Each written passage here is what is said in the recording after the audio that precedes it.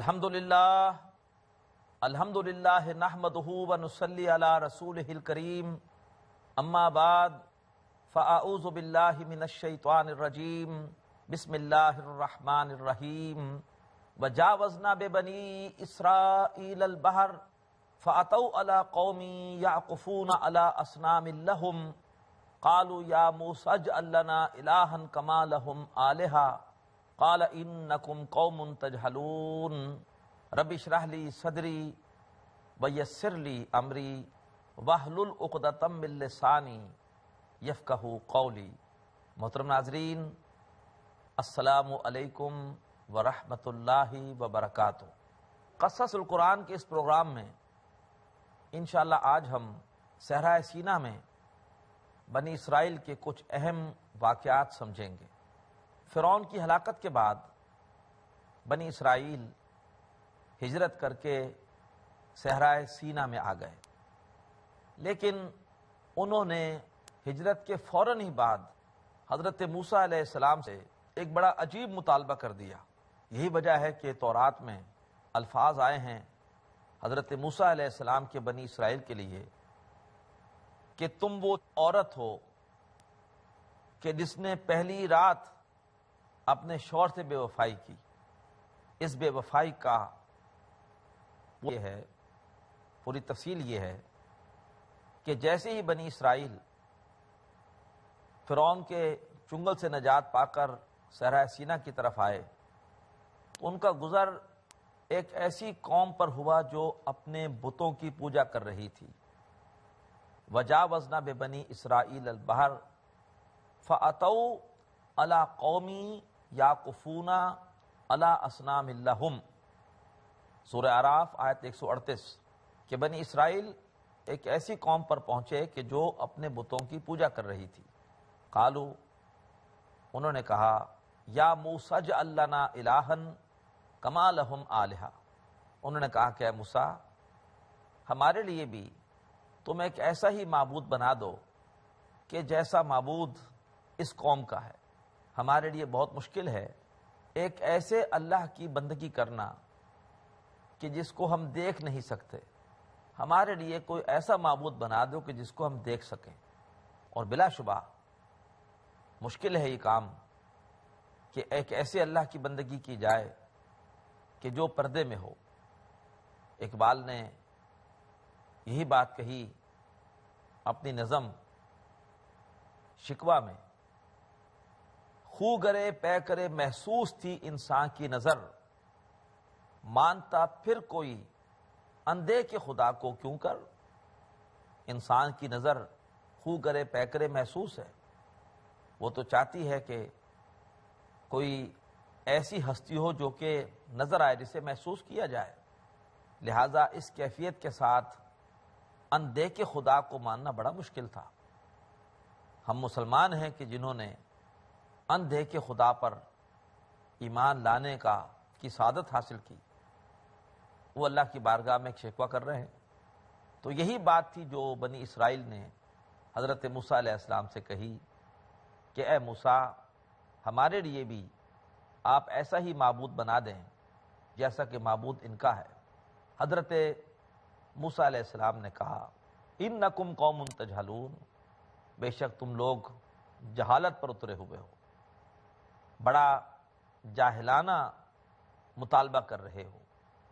ان ہؤلاء متبر ما ہم فیہ وباطل ما کانوا یعملون، بے شک یہ لوگ جس کام میں لگے ہوئے ہیں، جن بتوں کو پوج رہے ہیں، وہ سارے بت برباد ہونے والے ہیں، اور ان کا سارے کا سارا یہ عمل یہ عنقریب باطل قرار پائے گا، یہ غلط ہے۔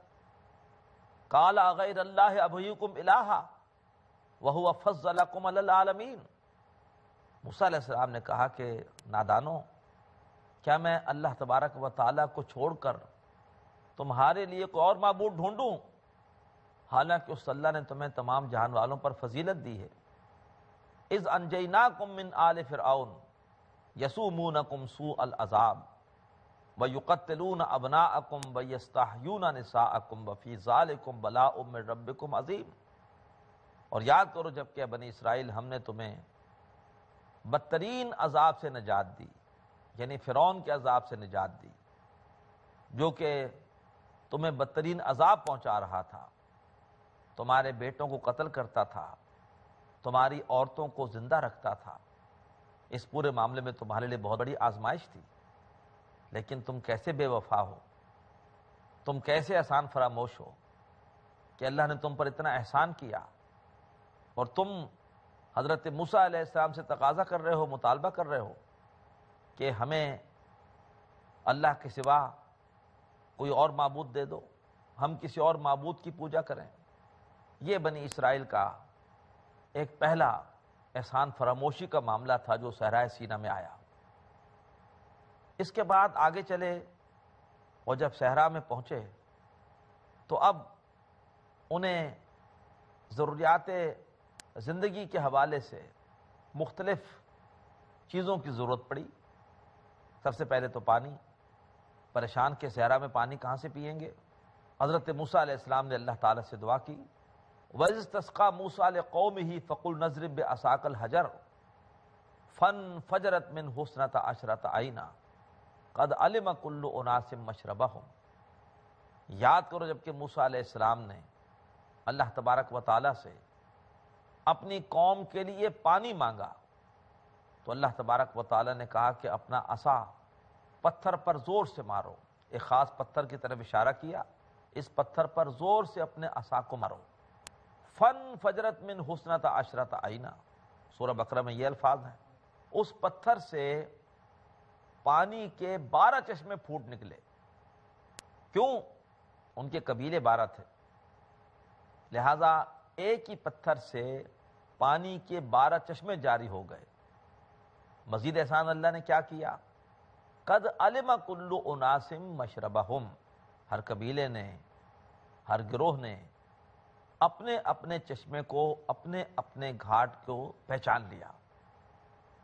یعنی کوئی جھگڑا نہیں ہوا کہ یہ چشمہ ہمارا ہے، یہ چشمہ ہمارا ہے، بلکہ بڑے سکون کے ساتھ ہر قبیلہ مطمئن ہو گیا کہ ہمارے لیے چشمہ یہ ہے۔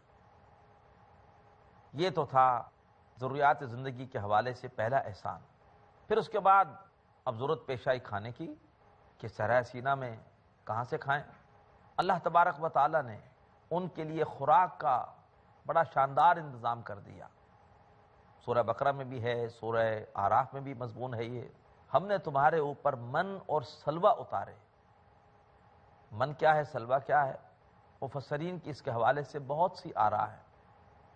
ایک رائے یہ ہے کہ من یہ اصل میں شبنم کے قطرے تھے جو گرنے کے بعد جم کر دانوں کی شکل اختیار کر لیتے تھے، گویا ایک قسم کا اناج بن جاتا تھا۔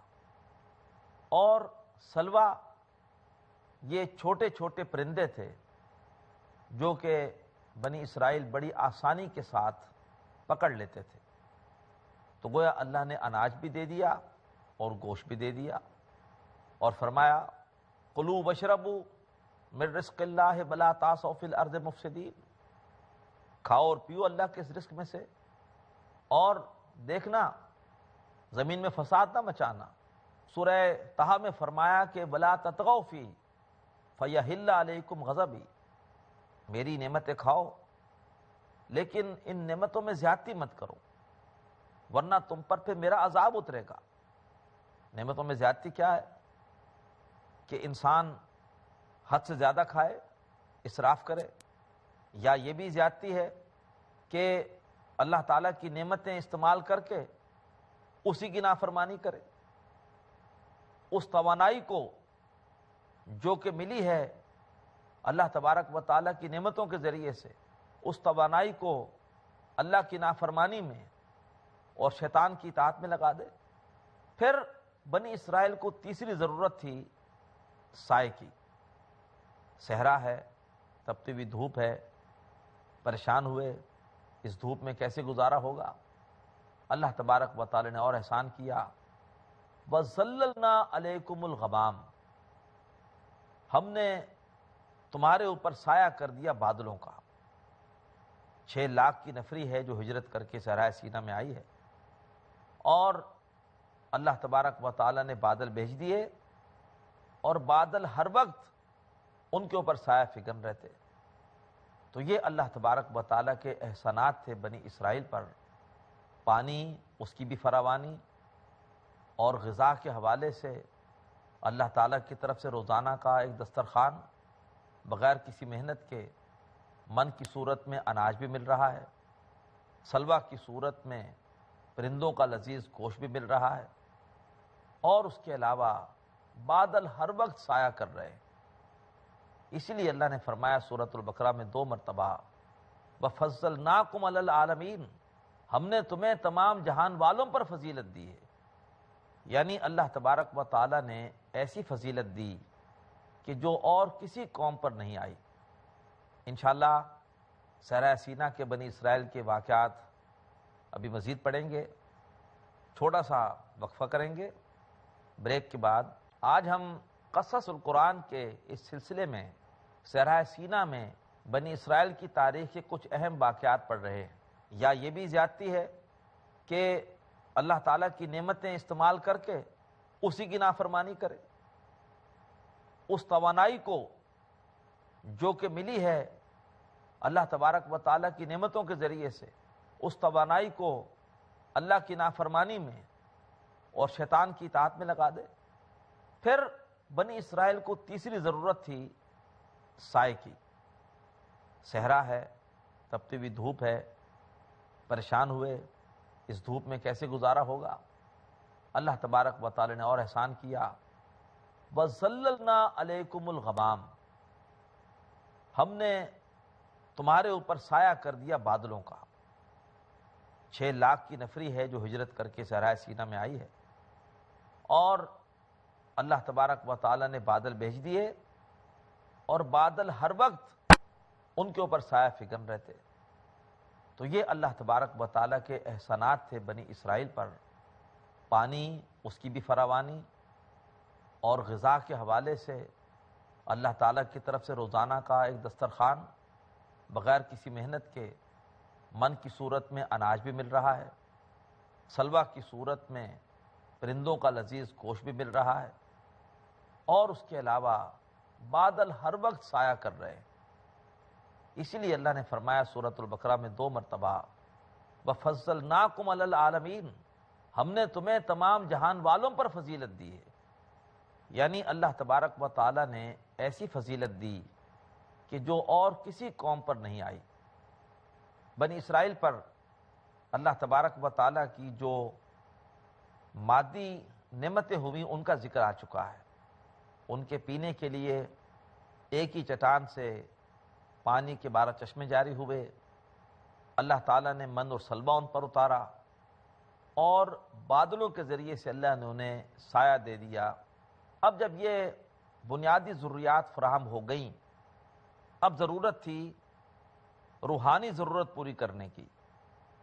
لہذا اللہ تبارک و تعالیٰ نے بنی اسرائیل کی روحانی ضرورت پوری کرنے کے لیے، ان کو ہدایت دینے کے لیے، انہیں ذکر کی نعمت دینے کے لیے موسیٰ علیہ السلام کو بلایا کوہ طور پر، تاکہ اللہ تعالیٰ انہیں تورات عطا کرے۔ تورات کے ذریعے سے بنی اسرائیل کو روحانی نعمت ملے گی، ان کے قلب کی تسکین کا سامان ہوگا، انہیں ہدایت ملے گی۔ اللہ رب ہے، اور رب ہونے کے ناطے وہ انسان کی تمام ضروریات پوری کرتا ہے، مادی بھی اور روحانی بھی۔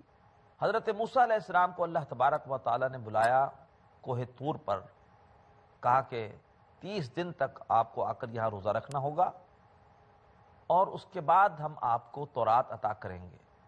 موسیٰ علیہ السلام گئے رب سے ملاقات کے لیے۔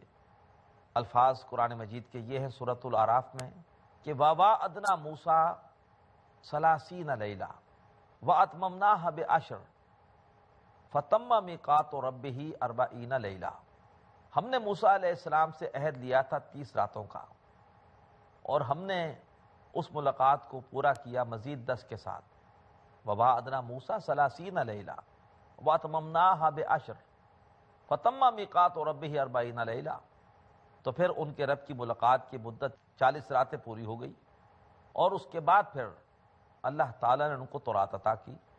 البتہ تورات کے نزول سے پہلے ایک بڑا اہم واقعہ ہوا، اس کا ذکر سورۃ الاعراف کی آیت 143 میں ہے کہ وَلَمَّا جَاءَ مُوسَىٰ لِمِيقَاتِنَا وَكَلَّمَهُ رَبُّهُ، جب موسیٰ علیہ السلام ہمارے وعدے کے وقت آئے اور انہیں ان کے رب نے شرف ہم کلامی بخشا، قَالَ رَبِّ أَرِنِي أَنظُرْ إِلَيْكَ، حضرت موسیٰ علیہ السلام نے اللہ تبارک و تعالیٰ سے ایک درخواست کی کہ اللہ میں آپ کی آواز تو سن رہا ہوں لیکن میں آپ کا دیدار کرنا چاہتا ہوں، آپ کا جلوہ دیکھنا چاہتا ہوں۔ اور یہ واقعی انسان کی خواہش ہوتی ہے کہ اگر کسی کی آواز سن رہا ہے تو پھر اس کو دیکھنے کی خواہش بھی ہوتی ہے۔ تو رب ارنی انظر الیک، اے میرے رب مجھے اپنا جلوہ دکھا تاکہ میں تجھے دیکھوں۔ قال لن ترانی، اللہ نے فرمایا کہ تم مجھے ہرگز نہیں دیکھ سکتے، ولکن انظر الی الجبل، ہاں تم ذرا دیکھو سامنے پہاڑ کی طرف، فَإِنِ اسْتَقَرَّ مَكَانَهُ فَسَوْفَ تَرَانِي، اگر وہ پہاڑ اپنی جگہ پر کھڑا رہ گیا تو پھر تم مجھے دیکھ لو گے۔ فَلَمَّا تَجَلَّى رَبُّهُ لِلْجَبَلِ جَعَلَهُ دَكًّا، تو جب ان کے رب نے اپنی تجلی ڈالی پہاڑ پر تو اس پہاڑ کو کر دیا ریزہ ریزہ، وَخَرَّ مُوسَىٰ صَاعِقًا، اور موسیٰ علیہ السلام اس منظر کو دیکھ کر بے ہوش ہو کر گر گئے۔ فلما افاقا، جب انہیں ہوش آیا، قال سبحانک تبت الیک وانا اول المؤمنین، موسیٰ علیہ السلام نے عرض کی کہ اللہ تو پاک ہے، تجھے کوئی نہیں دیکھ سکتا، لا تدرکہ الابصار وہو یدرک الابصار، اس دنیا میں ہم اللہ تعالیٰ کو نہیں دیکھ سکتے، ہاں قیامت کے دن وہاں کیفیات و صلاحیتیں اور ہوں گی، وہاں پر اللہ تبارک و تعالیٰ کا دیدار ہوگا اللہ کے نیک بندوں کو، لیکن دنیا میں اللہ ہم تجھے نہیں دیکھ سکتے۔ اے اللہ میں تیری بارگاہ میں توبہ کرتا ہوں کہ میں نے تجھ سے یہ کیسی فرمائش کی تھی، اور اے اللہ میں سب سے پہلے تجھ پر ایمان لانے والوں میں سے ہوں، سب سے بڑھ کر میں تجھ پر یقین کرنے والوں میں سے ہوں۔ ناظرین، اللہ نے اپنی تجلی پہاڑ پر ڈالی، پہاڑ ریزہ ریزہ ہو گیا۔ اب ذرا عظمت قرآن کی طرف آئیے، سورہ حشر آیت 21 میں اللہ فرماتے ہیں لو انزلنا ھذا القرآن علی جبل، اگر ہم اس قرآن کو، وہ قرآن جو لوح محفوظ میں ہے، اگر ہم اس قرآن کو اتاریں کسی پہاڑ پر، لرأیتہ خاشعا متصدعا من خشیۃ اللہ، تو تم دیکھو گے اس پہاڑ کو کہ وہ جھک جائے گا اور پھٹ جائے گا اللہ تبارک و تعالیٰ کے خوف سے۔ وَتِلْكَ الْأَمْثَالُ نَضْرِبُهَا لِلنَّاسِ لَعَلَّهُمْ يَتَفَكَّرُونَ، یہ مثالیں ہم لوگوں کے لیے بیان کرتے ہیں تاکہ وہ غور و فکر کریں۔ پھر اللہ نے ہم پر احسان کیا ہے کہ اس قرآن کو جو لوح محفوظ میں ہے زبان عربی کے سانچے میں ڈال کر ہم پر بھیجا ہے تاکہ ہم اس کو سمجھ سکیں۔ تو اللہ نے فرمایا سورہ یوسف کے شروع میں کہ انا انزلناہ، بے شک ہم نے نازل کیا اس کو قرآناً عربیہ، قرآن عربی کی صورت میں، لعلکم تعقلون، تاکہ تم اس کو سمجھ سکو۔ اسی طرح سے اللہ نے فرمایا سورہ زخرف میں کہ انا جعلناہ قرآناً عربیا لعلکم تعقلون، ہم نے اس کو کر دیا ہے قرآن عربی، کیوں؟ تاکہ تم سمجھ سکو۔ تو یہ ہے قرآن مجید کی عظمت۔ بہرحال حضرت موسیٰ علیہ السلام نے اللہ تبارک و تعالیٰ سے فرمائش کی کہ اللہ مجھے اپنا جلوہ دکھائیے۔